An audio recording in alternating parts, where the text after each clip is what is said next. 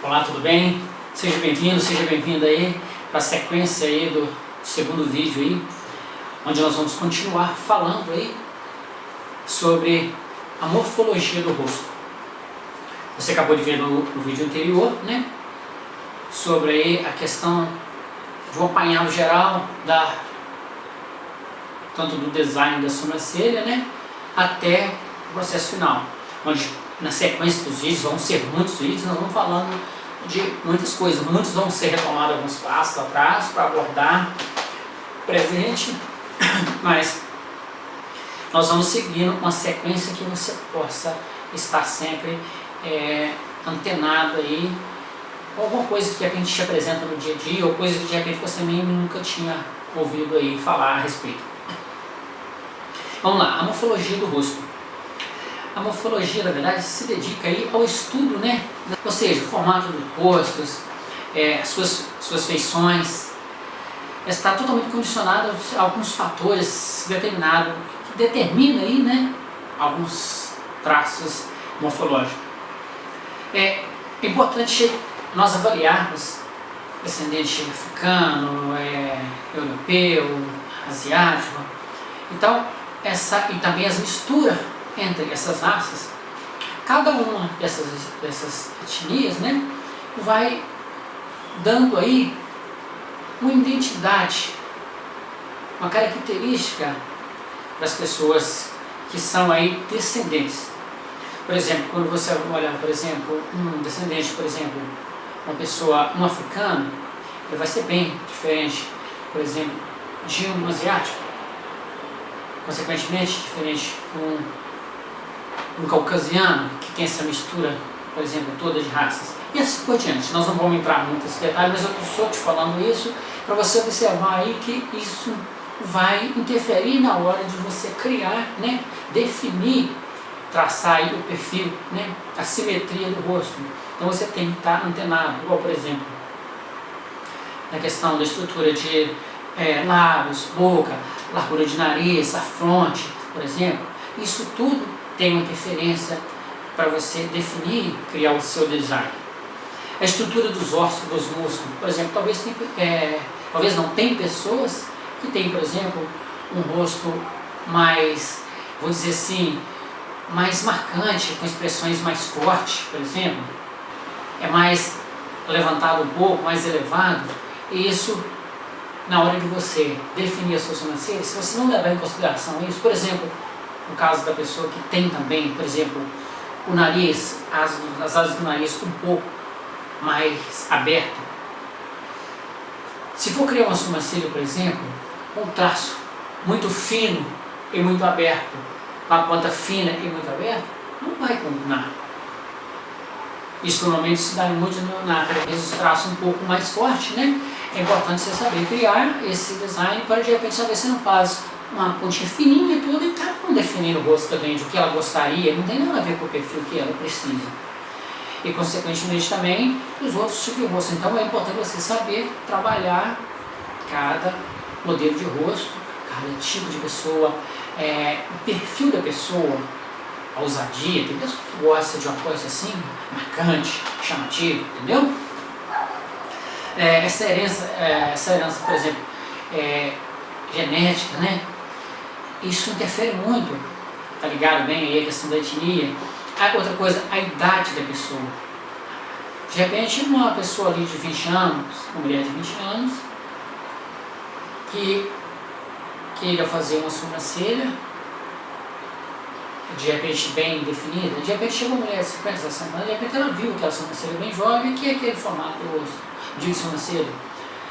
Consequentemente, uma pessoa de 60 anos já não vai ter a armação, por exemplo, do rosto, talvez tão mais. De repente era uma mulher jovem quando tinha um rosto talvez mais arredondado. Com o passar do tempo, talvez o perfil do rosto dela já modificou, em consequência, por exemplo, da diminuição da massa muscular. Então, aonde tem essa diferença, né, da idade, você tem que levar em consideração tudo isso na hora de definir esse perfil. O tipo também, né, de vida que essa pessoa leva. Às vezes uma pessoa muito agitada, dorme pouco, uma pessoa que tem uma vida muito corrida, isso consequentemente modifica a expressão facial. Isso vai modificar porque ela não vai ter, talvez, um rosto já tão despreocupado, uma característica mais suave, talvez uma pessoa que anda muito agitada, isso interfere no processo final. Os aspectos psicológicos, às vezes a pessoa que às vezes que anda sempre desestruturada psicologicamente, ela está sempre com expressões talvez mais, vou dizer assim, com o rosto muito travado, talvez com a sobrancelha muito rígida, uma muito elevada, aquele rosto muito, talvez, descontente, muito amargo. Isso você tem que levar, porque de repente na hora de você traçar a simetria das coisas, talvez uma pode ficar muito mais alta que a outra, de repente ela fecha muita expressão, você faz, de repente na hora que ela abre, uma fica talvez um pouco para cá, outra para cá, e vice-versa. Então você tem que observar tudo isso no diagnóstico, na análise com o cliente.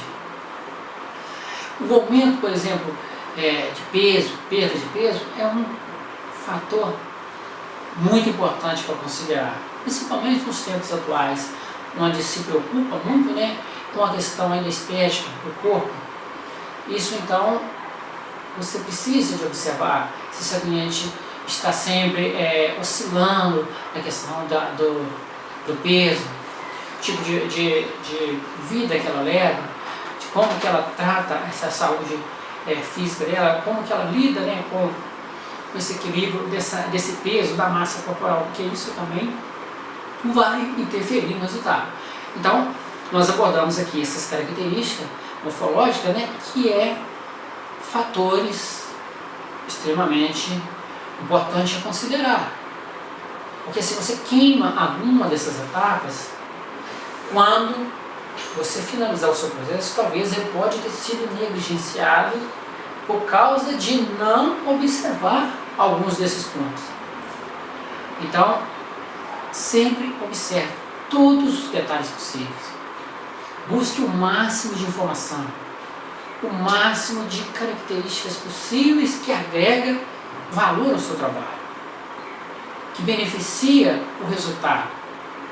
Não tenha preguiça de pesquisar, não tenha aquela autoconfiança de achar que já sabe tudo e não querer pesquisar, não querer estar sempre estudando, porque é um trabalho que se você fizer ele e ele der errado, você vai gastar muito tempo para corrigir isso. Tempo e dinheiro e muita insatisfação do cliente. Então, observa tudo, o máximo. Observa tudo e mais tudo, se possível. Porque você pode ser penalizado pelo autoconfiança demais, sem estar realmente com o diagnóstico preciso em mão. Então é isso aí. Este foi aqui o segundo vídeo. Eu convido aí você a permanecer, a se inscrever aqui no canal, a você fazer as perguntas que você acha necessário, fazer seus comentários, porque através das suas respostas, das suas perguntas, é que nós vamos interagindo. Eu vou oferecendo o melhor possível de conteúdo para você, que vai facilitar o seu dia a dia. Te convido também a você compartilhar nas suas redes sociais aí, se você acha que é um vídeo importante, que é um conteúdo relevante. Então eu convido você aí, dividir aí com mais pessoas que de repente têm o mesmo desejo que você. Então é isso aí, eu te vejo no próximo vídeo, ok?